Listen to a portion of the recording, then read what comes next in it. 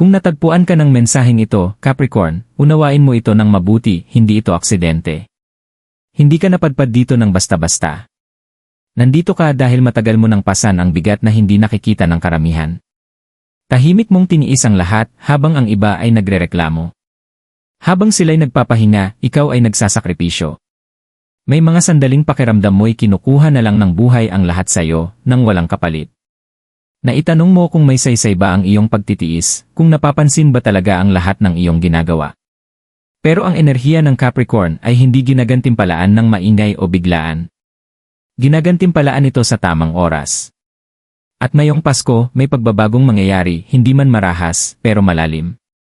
Ang mga isinuko mo ay hindi kailanman nalimot.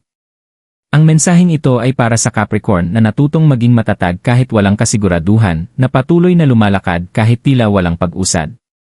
Hindi ka yung tipong naghahanap ng pansin o mabilis na resulta. Mas pinipili mong maniwala sa tiyaga, sa panahon, at sa responsibilidad kaysa sa mga pangakong madali lamang bitawan. Kaya naman, mas mabigat ang naging daloy ng iyong paglalakbay kaysa sa iba. Pinilit kang tumanda ng mas maaga. Pinatahimik kang pasanin ang bigat. Paulit-ulit kang pinapili sa pagitan ng kaginhawaan at katatagan, at lagi mong pinili ang katatagan. Ang enerhiya ng Pasko ay hindi pare-pareho para sa lahat. Para sa Capricorn, hindi ito dumarating sa anyo ng maiingay na selebrasyon o bigla ang himala. Dumarating ito sa isang anyong mas tahimik, mas matatag, at mas makahulugan, isang mahinahong pagwawasto. Isang pagbabalik ng balanse. Isang gantimpalang katumbas ng bigat na matagal mong binuhat. Hindi ito tungkol sa swerte o pagkakataon. Ito'y tungkol sa tamang panahon na sa wakas ay umaayon na sa iyong pagtitiis. Ang universo ay dahan-dahang kumikilos para sa Capricorn, dahil ang ibinibigay nito sa iyo ay hindi pansamantala, ito ay pamatagalan. Iyan ay taong ikaw ay kumapit. May mga taon sa buhay mo na parang walang katapusang pagsubok ang iyong kinaharap. Hindi dahil mahina ka, kundi dahil ikaw ay sapat na matatag para pagkatiwalaan ng mabibigat na responsibilidad. Capricorn, maaga mong natutunan na ang pag-survive ay minsan nangangahulugan ng pagsasakripisyo. Pinili mo ang tungkulin kaysa sa pansariling kagustuhan. Sinabi mong mamaya na muna ako para ang iba ay magkaroon ng ngayon. At kahit walang nakapansin, nanatili kang consistent. Pinasan mo ang mga responsibilidad na hindi naman formal na iniatang sayo. Mga inaasahan ng pamilya. Pressure sa pera. Bigat ng damdamin. Ikaw ang naging maaasahan, ang taong pinupuntahan ng iba kapag gumuho na ang lahat. At kahit kailan, bihira kang magkaroon ng pagkakataong gumuho rin. Kahit pagod ka na, tumuloy ka pa rin. Kahit ang puso mo ay humihiling ng pahinga, sinabihan mo itong maghintay. May mga sandaling natanong mo sa sarili mo kung patas pa ba ang buhay. Bakit parang ang iba ay mabilis umusad, agad tinutulungan, o ginagantimpalaan kahit kaunting pagsisikap lang? Tahimik mong kinwestiyon ang lahat, hindi sa daing, kundi sa loob mo lamang. Ang Capricorn ay bihirang magreklamo. Tahimik ka lang. Nag-a-adjust. Tinitis. At dahil dito, kadalasan ay hindi rin nakikita ng iba ang bigat ng pinagdadaanan mo. Isinakripisyo mo ang oras na sana ay ginugol mo sa kasiyahan, sa pagdiriwang ng maliliit na tagumpay o simpleng pamamahinga. Ngunit sa halip, ikaw ay nagplano. Naghanda. Nag-alala para sa kinabukasan habang nilalabanan ang kasalukuyan. May kasamang guilt kapag naiisip mong piliin naman ang sarili mo. Pakiramdam mo, hindi mo pa karapat-dapat ang magpahinga. Ang kaligayahan ay palaging na ipagpaliban. Emosyonal, natutunan mong maging disiplinado. Pinigilan mong lumuha. Nilunok ang pagkadismaya. Nanatiling kalmado kahit ang loob mo ay bumibigat. Sanay ka nang magmukhang okay kahit hindi naman talaga. Hinangaan ka ng mga tao sa iyong lakas, pero hindi nila alam kung gaano kataas ang halagang binayaran mo para dito. Ngunit ito ang katotohanang bihirang marinig ng Capricorn. Wala ni isa sa iyong mga pagtitiis ang nasayang. Lahat ng tahimik mong sakripisyo ay nakita. Bawat pagkakataong pinili mong maging responsable kaysa komportable ay paghubog sa isang bagay na mas malalim kaysa tagumpay. Ito ay katatagan, integridad at tiwala sa pagitan mo at ng universo. Hindi ka lang basta nag-survive sa mga taong yon. May pinatunayan ka. Hindi sa iba kundi sa mismong buhay. At iyang patunay na yan ngayon higit kailanman ay may halaga. Dahil ang parehong universo na minsang humiling sa'yo na buhatin ang lahat, ay hindi nakakalimot sa kung sino ang nagbuhat ng hindi kailanman bumitaw. Bakit paulit-ulit kang sinubok ng buhay? Capricorn, may mga panahong tahimik mong naitanong sa sarili mo. Bakit parang palaging ako ang inuutosan ng buhay na magtiis pa? Ginawa mo na ang lahat ng tama. Nanatili kang disiplinado, tapat, matyaga. At kahit ganoon, pakiramdam mo'y mas mahaba at mas mabigat ang nilalakbay mong daan kaysa sa iba. Ang hindi mo agad nakita noon ay ito, hindi ka pinarusahan ng buhay. Inihahanda ka nito. May mga taong agad binibigyan ng tagumpay dahil ang kailangan lang nila ay mababaw na aral. Pero ikaw ay binigyan ng delay dahil mas malaki ang papel mo sa mundong ito. Ang universo ay hindi nagmamadali sa mga taong pinagkakatiwalaan nito. At ang enerhiya ng Capricorn ay nakasalalay sa tiwala, hindi sa shortcuts, kundi sa consistency. Bawat delay, bawat paghinto, bawat pagsubok na tila walang sagot, lahat iyon ay naghuhubog sa kakayahan mong humawak ng biyayang pamatagalan.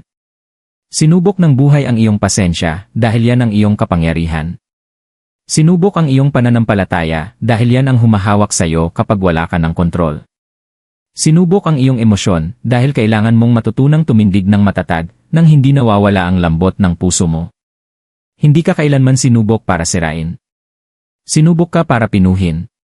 May mga pagkakataong halos bumukas na ang pinto, pero bigla ring nagsara. May mga sandaling akala mo'y abot kamay na ang ginhawa, pero muling nawala. Ito'y hindi kalupitan ng tadhana.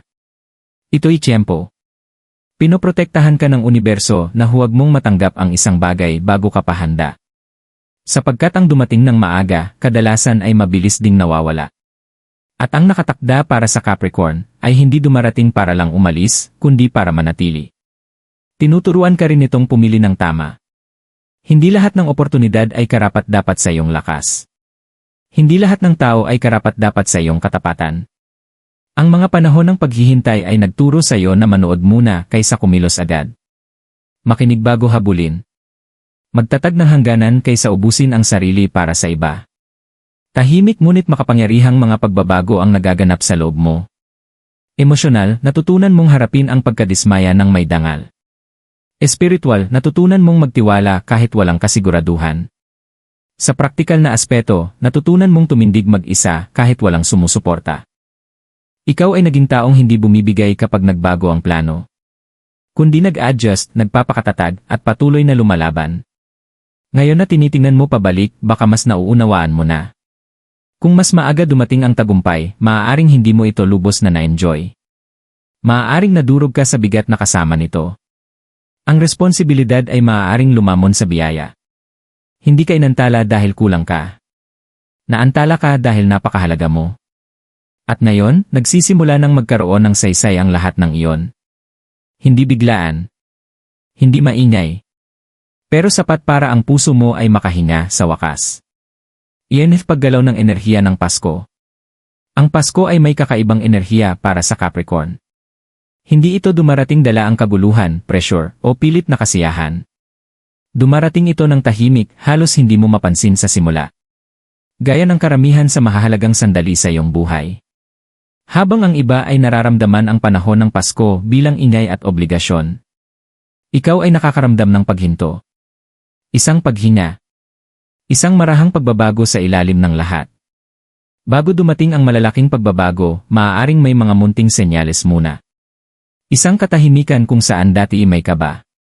Isang ginhawa kung saan dati may tensyon sa dibdib. Maaaring maging kakaiba ito sa pakiramdam. Dahil matagal ka nang sanay na maging alerto, responsable, at laging handa sa susunod na hamon. Kapag bumabalik ang kapayapaan, kailangang matutong magpahinga muli ang iyong katawan.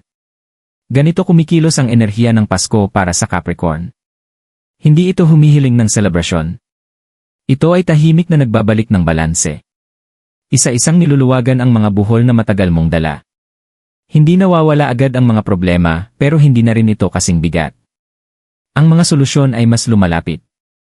Ang suporta ay mas ramdam.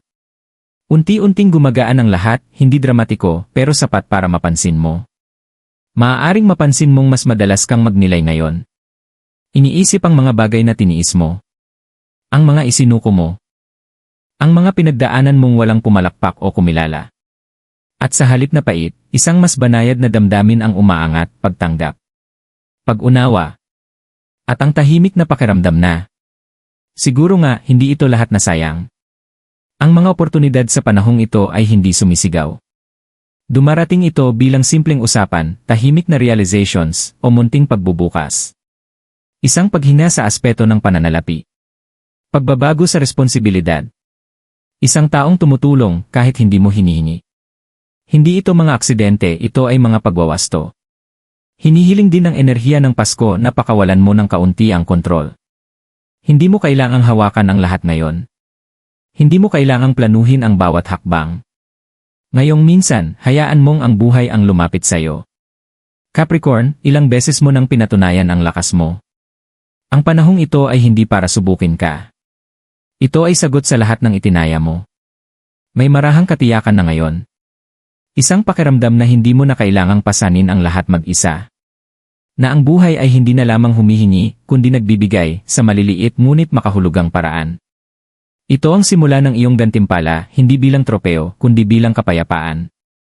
Iyan igantimpalang hindi yan hiningi. Ang dumarating sa iyo ngayon, Capricorn, ay hindi yung gantimpala na minsan mong inasam noong mas bata ka pa.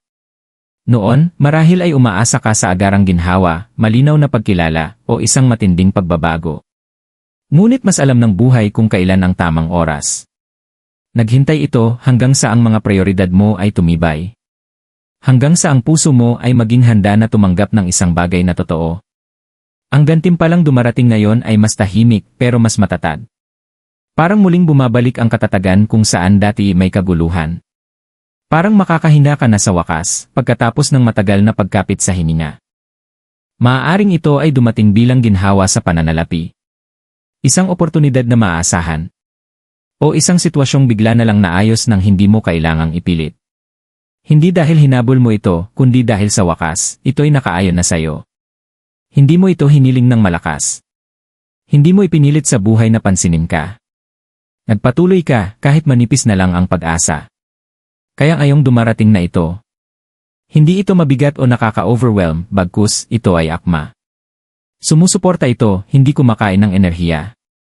Nagbibigay ito nang hindi humihingi ng kapalit. Para sa ilang Capricorn, ang gantimpalang ito ay tila ang unang pagkakataon na tunay kang nakita. May isang taong nakapansin ng lahat ng effort mo. May isang taong nagpapahalaga sa iyong pagiging consistent. May isang taong nagtitiwala sa iyo ng isang bagay na mahalaga. At sa halip na pressure, ang dala nito ay ginhawa.